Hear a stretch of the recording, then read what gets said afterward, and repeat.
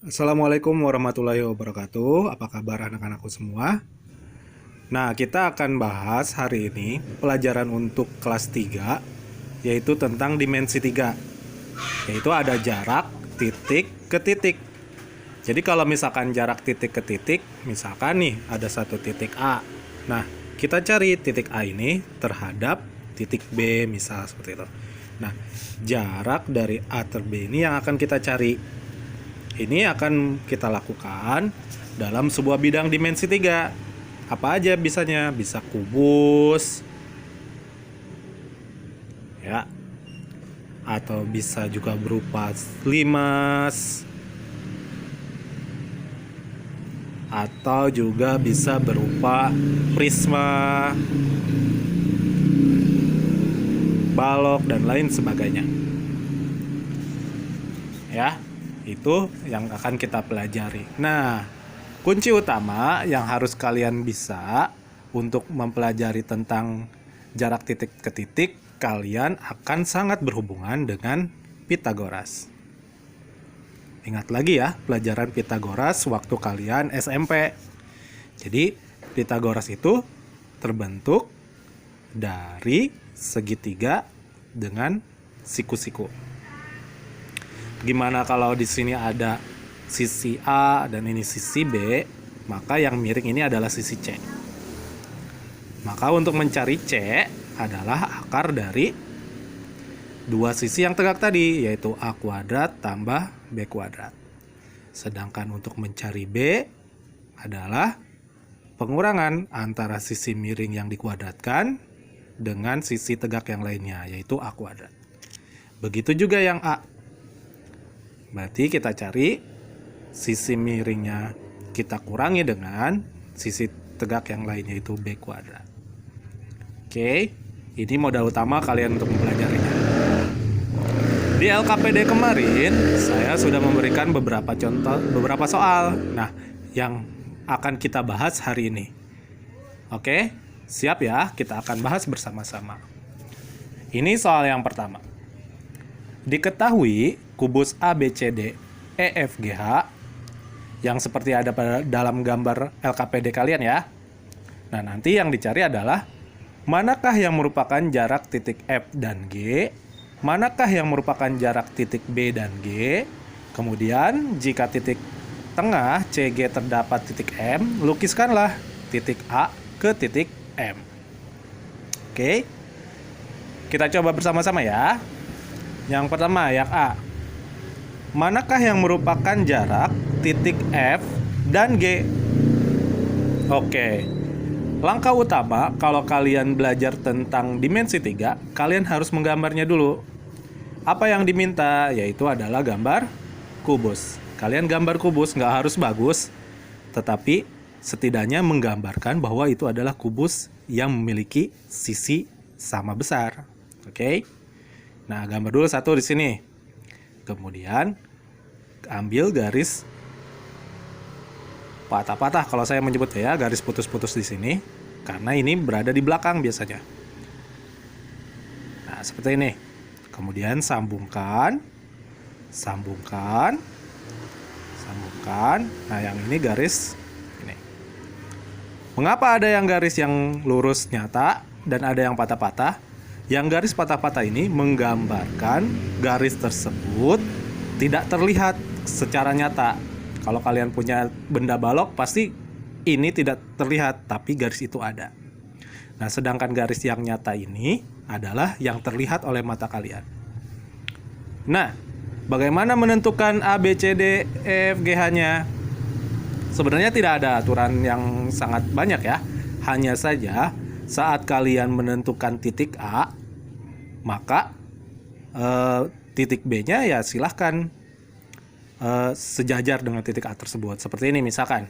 Kalau kalian menentukan titik A di sini, putarlah baik mau searah jarum jam ataupun berlawanan jarum jam, terserah, tapi kemudian B-nya di sini, maka berurut C-nya di sini dan D-nya di sampingnya.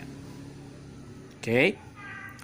Nah, kalau yang sini saya lakukan A, B, C, dan D di sini. Nah, EFGH-nya mengikuti pola yang sudah kalian lakukan dari A, B, C, D tadi. Berarti karena A ada di sini, maka E di atasnya. Polanya kemana? B kan ke samping ke sini. Berarti di sini F, di sini G, maka di sini H-nya. Oke. Nah, yang A minta jarak F terhadap G. Mana titik F? Ini. Mana titik G? Yang ini. Nah, maka ambillah garis antara F dan G. Nah, ini adalah, kita tebalin ya, biar kita tahu itu yang menentukan adalah F dan G-nya. Dalam kubus ini, F dan G itu adalah sama dengan rusuknya atau sisinya. Ya. Gimana? Sudah bisa melukiskan jarak antara F dan G? Harap bisa ya. Oke. Selanjutnya kita akan cari jarak yang B. Apa yang diminta? B terhadap D. Oke. Biar kita lancar menggambar kubusnya, karena kalian pasti akan harus menggambar kubus, kita gambarkan lagi.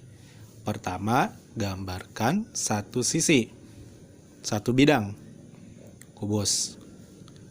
Anggap aja sama persis ya, dan lurus. Kemudian, gambarkan garis putus-putusnya. Up. Up.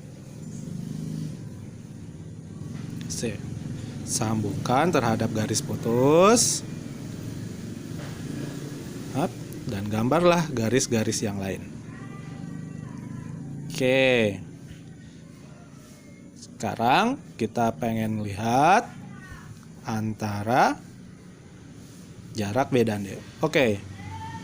Misalkan A-nya saya taruh depan. Nah, berarti B-nya boleh kalian taruh sini. B, C, D. Ingat, E ada di atas A. Berarti di sini E, F, G, H. Yang diminta adalah jarak B dan D. Coba kita lihat. Sini adalah D. Ini adalah B. Ambil garis. Ya, kita ambil garis. Set. Nah, ini adalah jarak B dan D. Kalau kalian perhatikan, jarak B terhadap D itu adalah diagonal sisi. Diagonal bidang dari persegi tersebut. Dari persegi ya, atau dari kubusnya. Nah, kalau misalkan kubus, untuk mencari diagonal bidang gampang. Kalau sisinya adalah A, maka diagonal bidangnya adalah A akar 2. Oke. Nah, kalau mau cari diagonal ruang, itu adalah A akar 3. Di mana diagonal ruang? Yaitu yang membelah ruang. Kalau di sini seperti titik E terhadap titik C. Nah, kalau garis tuh, dia membelah ruangan. Atau titik A terhadap titik G. Kalau A terhadap F, nah dia dalam satu bidang yang sama, berarti diagonal sisi. Ya, B terhadap H, oh dia membelah ruangan, berarti dia adalah diagonal ruang. Oke, paham di sini? Lanjut ya, kita ke yang C. Yang diminta adalah titik CG, yang dimana di tengah-tengahnya ada titik M tuh. Yang dicari adalah titik A terhadap M. Bagaimana cara membuatnya? Kita gambarkan dulu satu sisi yang sama. Oke. Gambarkan lagi garis putus-putus di belakang sama samping. Nah, sambungkan. Oh, ini kurang panjang, boleh panjang lagi. Sambungkan. Set. Sambungkan, sambungkan. Oh, titiknya di mana nih A-nya? Ya. Boleh, A-nya mau di atas, boleh A-nya di atas. A, B-nya di bawah, boleh. B, C, D. Asalkan pola EFGH-nya juga sama, berarti E, F, G, H. Nah, kita cari dulu titik tengah antara C dan G. Ini titik tengahnya nih. Coba prediksikan titik tengahnya C dan G. Nah, yang diminta ini C dan G ini adalah M. Titik A terhadap M. Nah, titik A terhadap M. Gambar tuh garis putus-putusnya.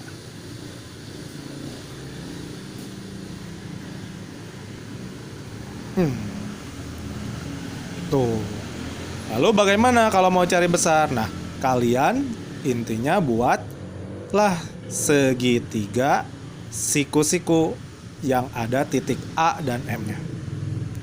Di mana berarti? Nah, ternyata kalau mau A dan M, kita bisa tarik garis terhadap titik B untuk membuat segitiga siku-sikunya.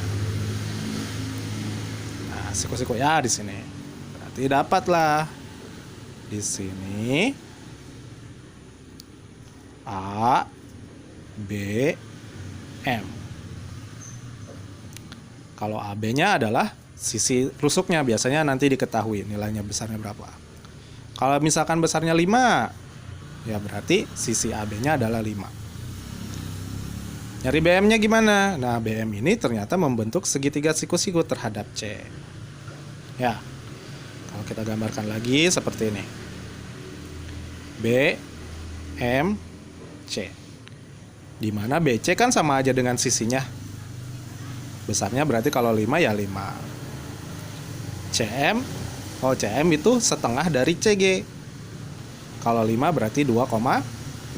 Nah, dapat nih pakai Pitagoras untuk cari BM. Ya. Untuk cari BM-nya kita pakai Pitagoras. Berarti akar dari 5 kuadrat tambah 2,5 kuadrat. Nah, sip.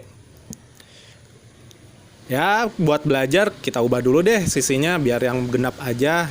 Nanti kan genap kalau bagi 2 kan hasilnya gampang. Misalkan 6. Berarti sisi AB juga 6. Berarti yang ini sisinya adalah 6. Yang ini juga adalah, berarti setengah dari 6 berapa? 3. Maka untuk mencari X-nya, akar dari 6 kuadrat tambah 3 kuadrat. Akar dari 6 dikuadratin, 36 tambah 9. Berarti sama dengan berapa? 45 ya. 45. 45 itu 9 dikali 5. Akar dari 9 3 akar 5. Oh, berarti BM-nya adalah 3 akar 5. Maka untuk nyari AM, sisi apa? Sisi miring.